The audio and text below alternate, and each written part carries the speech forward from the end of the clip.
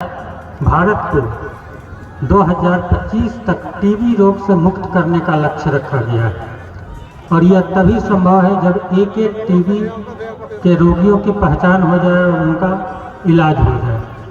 तो जिनमें भी यह लक्षण है कि 15 दिन से लगातार खांसी है, लगातार बुखार है, वजन में गिरावट आ रही है, तो अपने नज़दीकी अस्पताल में जाकर के टीबी की जांच करवानी चाहिए। ये जांच वहाँ निःशुल्क उपलब्ध है और अगर कोई व्यक्ति टीबी रोग से ग्रसित पाया जाता है तो उनकी निःशुल्क चिकित्सा दवा इत्यादि दिया जाता है और साथ ही साथ टीबी के इलाज के साथ पौष्टिक आहार भी लेना जरूरी है। तो सरकार के द्वारा 6 महीने तक 500 रुपये की राशि उस मरीज के खाते में दी जाती है ताकि इलाज के साथ साथ वो पौष्टिक आहार भी ले सकें। अगला है नेत्र ज्योति अभियान। यह अभियान नवंबर माह में अभी शुरू हुआ है। इस अभियान के तहत मोतियाबिंद का ऑपरेशन सदर अस्पताल छपरा में निःशुल्क किया जा रहा है।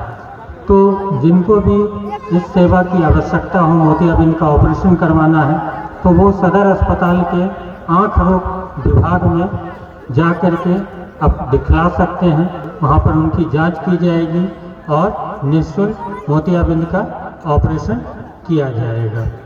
तो इन्हीं बातों के साथ मैं अपनी बातों को समाप्त करता हूँ। बहुत बहुत धन्यवाद।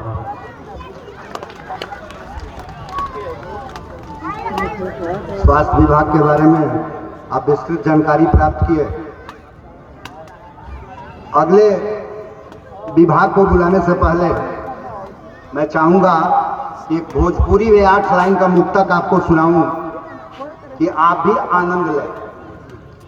जैसे एक छोटा बच्चा तोतली भाषा में जब भोजपुरी बोलता है तो ऐसे लगता है कि हम जलेबी का शोरबा पी रहे हैं। इतनी मिठास होती है हमारी भोजपुरी में। आइए मुक्तक सुनते हैं। जिंदगी जोगावे के हो लुटावे के ना, आपन अपनावे के हो बिलगावे के ना।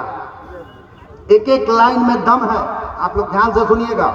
जिंदगी जोगावे के हो जिंदगी जोगावे के हो लुटावे के ना, आपन अपनावे के हो बिलगावे के ना।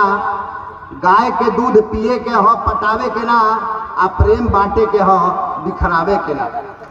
काहे कि आपन अपना के रखबा तो वीरान कैसे होई, खेत में गेहूं बोबा तो धान कैसे होई, अनाज जाता में ना पड़ी तो किसान कैसे होई, इंसान बिगड़बे ना करी तो हैवान कैसे होई।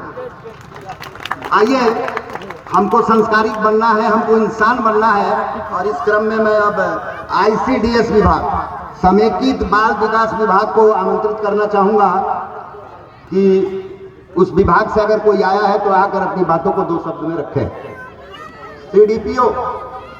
CDPO मैडम आई हैं, वो अपनी बात को यहाँ रखेंगे।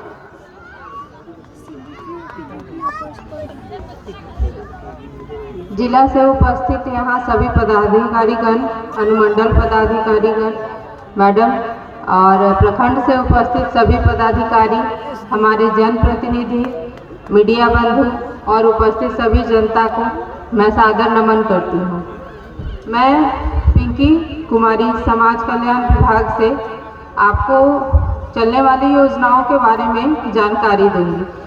मुख्य रूप से हमारे विभाग का उद्देश्य माता की मृत्यु में कमी लाना, शिशु की मृत्यु में कमी लाना और जो सेक्स रेशियो है उसको संतुलित करना मुख्य उद्देश्य है। साथ ही स्कूल छोड़ने की जो प्रवृत्ति बच्चों में है उसमें कम विभाग का उद्देश्य है। इन सभी कामों के लिए कुछ योजनाएं हमारे विभाग द्वारा संचालित की जाती हैं, जिसमें मुख्यतः प्रधानमंत्री मातृत्व वंदन योजना, परवरिश योजना और कन्या सुरक्षा योजना महत्वपूर्ण योजना है।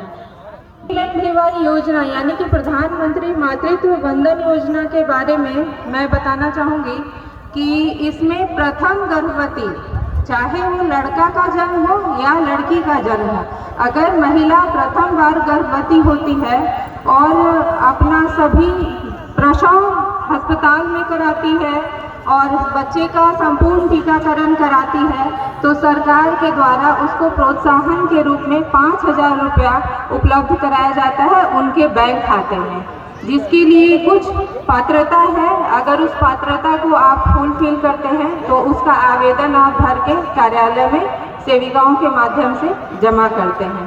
साथ ही इसमें अगर कन्या का जन्म हुआ है, दूसरी कन्या, प्रथम पुत्र हो या पुत्री हो, और लेकिन दूसरी अगर पुत्री जन्म होती है तो कन्या के जन्म को प्रोत्साहित करने के लिए 6,000 रुपये का प्रधानमंत्री मातृत्व वंदन योजना का लाभ महिलाओं को दिया जाता है। इस राशि को देने का उद्देश्य है कि प्रसव के समय आप अपने स्वास्थ्य और खान पान का सही देखभाल और रख रखाव कर सकें। साथ ही अगर आप मजदूरी करते हैं तो गर्भावस्था में किसी भी भारी काम को आपको ना करना पड़े और उसके लिए जो आपका वेजेस लॉस होता है, मजदूरी का जो लॉस होता है, उसको कंपनसेट करने के लिए सरकार आपको ये राशि उपलब्ध कराती है। दूसरी योजना है परवरिश योजना। परवरिश योजना के बारे में आप सभी को मैं बताना चाहूँगी कि परवरिश योजना में ऐसे बच्चे या ऐसा परिवार जो कि HIV एड्स से संक्रमित हो, कुष्ठ से संक्रमित हो, उनके बच्चों को 18 वर्ष से कम बच्चों को उसमें लाभ दिया जाता है। उसका आवेदन आप भरकर हमारे कार्यालय में जमा करते हैं तो उसको हम लोग अनुमंडल पदाधिकारी को भेजते हैं, वहाँ से वो जिला जाता है और उनका एक मंथली 1,000 रुपया का राशि जो है उनके बच्चों के ज्वाइंट खाता में, अभिभावक और बच्चे के ज्वाइंट खाता में भेजा जाता है। और इसमें अनाथ और बेसहारा अगर बच्चे हैं उनको भी ये लाभ दिया जाता है जिनके माता और पिता दोनों की मृत्यु हो गई। तो इस तरह के जो भी लाभुक हैं वो अपना आवेदन हमारे कार्यालय के माध्यम से कर सकते हैं। और कन्या सुरक्षा योजना, कन्या सुरक्षा योजना के बारे में ये बताना चाहूँगी कि कन्या सुरक्षा योजना कन्याओं के जन्म को प्रोत्साहित करने, उनके विकास को प्रोत्साहित करने, उनके डेवलपमेंट को, उनके शिक्षा को, उनके विवाह को 18 वर्ष के बाद विवाह करें, ये सभी चीज़ों को प्रोत्साहित करने के लिए एक चरणबद्ध लाभ दिया जाता है कन्या को। जन्म के समय 2,000 रुपया हमारे तरफ से, हमारे विभाग की तरफ से दिया जाता है और अगर प्रसव जो है अस्पताल में होता है तो 1,000 रुपया अतिरिक्त लाभ दिया जाता है। अगर संपूर्ण टीकाकरण होता है तो 2,000 रुपया अस्पताल के माध्यम से दिया जाता है। उसके बाद स्कूल में जब वो कन्या जाती है, एक बार कन्या सुरक्षा योजना में रजिस्ट्रेशन होने के बाद उस खाता में जब तक वो बड़ी होती रहती है और जो भी योजना जिस भी डिपार्टमेंट से कन्या सुरक्षा योजना के लिए चलाया जाता है वो उस खाते में वो राशि उसको प्राप्त होती रहती है। और जब अंततः उनके शिक्षा के लिए भी, उनके पोशाक के लिए, उनके छात्रवृत्ति के लिए, उनके साइकिल योजना, वो सभी जो है कन्या सुरक्षा योजना के अंतर्गत ये लाभ उनको मिलता रहता है। अंततः जब उनकी शादी होती है और 18 साल के बाद तो उसकी भी राशि उनको कन्या सुरक्षा योजना के अंतर्गत ही मिलती है। तो हमारे विभाग की तरफ से 2,000 रुपया उनके जन्म पर उपलब्ध कराया जाता है ताकि कन्या का जन्म को प्रोत्साहित किया जा सके और जो सेक्स रेशियो में अंतर आ रहा है उसको कम किया जा सके। धन्यवाद।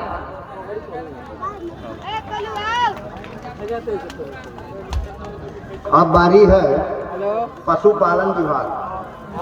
पशुपालन विभाग को बुलाने से पहले हमारे बीच में कुछ नौजवान भी बैठे हैं, उनको भी मैं ऊर्जा देना चाहूँगा कि कांटों में रहकर गुलाब की तरह महकना सीखो, कीचड़ में रहकर कमल की तरह खिलना सीखो। जो परिस्थितियों से हार जाए वो लौह पुरुष नहीं बन सकता, राख में रहकर भी अंगारों से लड़ना सीखो। आपके अंदर प्रतिभा कूट कूट के भरी है, आप अपने प्रतिभा को उजागर कीजिए, अपने गांव को विकास कीजिए। गांव विकसित होगा तो अपने आप राष्ट्र विकसित हो जाएगा। आइए पशुपालन विभाग। डॉक्टर साहब, आज के इस कार्यक्रम में विभिन्न विभागों के जिला स्तरीय, अनुमंडल स्तरीय प्रखंड स्तरीय सभी पदाधिकारियों, कर्मचारियों, इस सभा में उपस्थित सभी गणमान्य जनप्रतिनिधियों, सभी मीडिया प्रतिनिधि बंधुओं और दूर दराज से आए हुए किसान पशुपालक बंधुओं, माताओं एवं बहनों, मैं आपके बीच डॉक्टर मुकेश कुमार, भ्रमणशील पशु चिकित्सा पदाधिकारी गौरा के पद पर पदस्थापित हूँ। आपको पशुपालन विभाग के द्वारा आपके लिए जो योजनाएं चलाई जा रही है उसका संक्षेप में जानकारी दूंगा। सबसे पहले मैं आपके बीच चर्चा करूंगा केसीसी योजना। आप लोग जानते होंगे कि कृषि पर, खेती पर किसान क्रेडिट कार्ड बनता है पहले से, लेकिन इधर कुछ वर्षों से पशुपालन के लिए भी किसान क्रेडिट कार्ड बनाने का योजना सरकार चला रही है।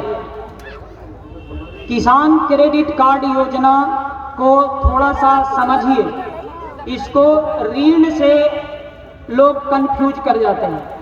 ऋण और केसीसी में अंतर है, जो अंतर हम आपको समझाते हैं। वर्तमान में अगर आपके पास एक दुधारू पशु है तो आपके लिए 67,500 रुपया केसीसी उपलब्ध कराया जा सकता है।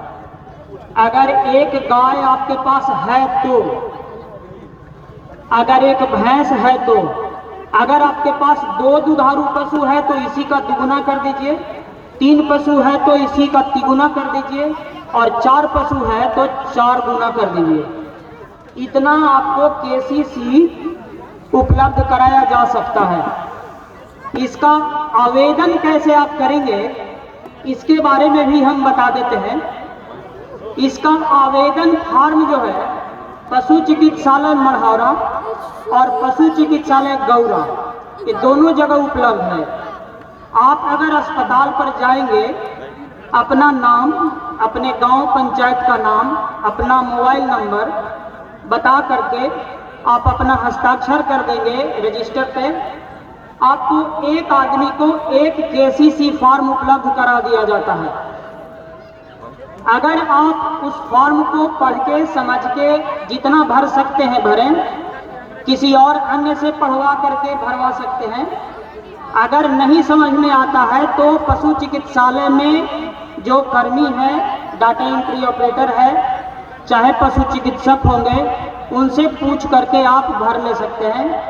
वो केसीसी आवेदन चला जाता है छपरा, छपरा से आपके बैंक में चला आता है। बैंक जो है इस केसीसी फॉर्म का अपने स्तर से जांच करता है, और अगर आपका फॉर्म सही पाया जाता है तो आपका केसीसी वो सैंक्शन कर सकता है। केसीसी आवेदन में आपको कौन कौन सा कागजात लगेगा इसके बारे में समझ लीजिए। केसीसी आवेदन करने के लिए आपको 2 फोटो लगाना है। आपका आधार कार्ड लगेगा, आपका पैन कार्ड लगेगा। जिस बैंक में आपका खाता है उस बैंक का पासबुक का पहला पन्ना, उसका फोटो स्टेट लगाना है।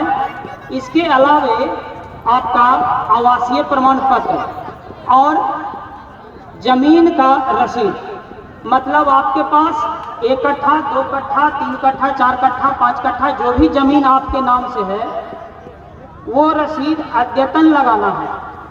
और यही सबसे समस्या बड़ी ज़्यादा है कि अभी जितने भी पशुपालक केसीसी आवेदन करना भी चाहते हैं तो उनके अपने नाम से रसीद कटा हुआ नहीं है। देखा जाता है कि या तो पिताजी के नाम से रसीद कटा हुआ है, या दादाजी के नाम से, या परदादा जी के नाम से रसीद कटा हुआ है। आप लोगों से मेरा अनुरोध है कि जितना जल्दी हो सके आप अपने नाम से अपने जमीन का रसीद कटवाकर केस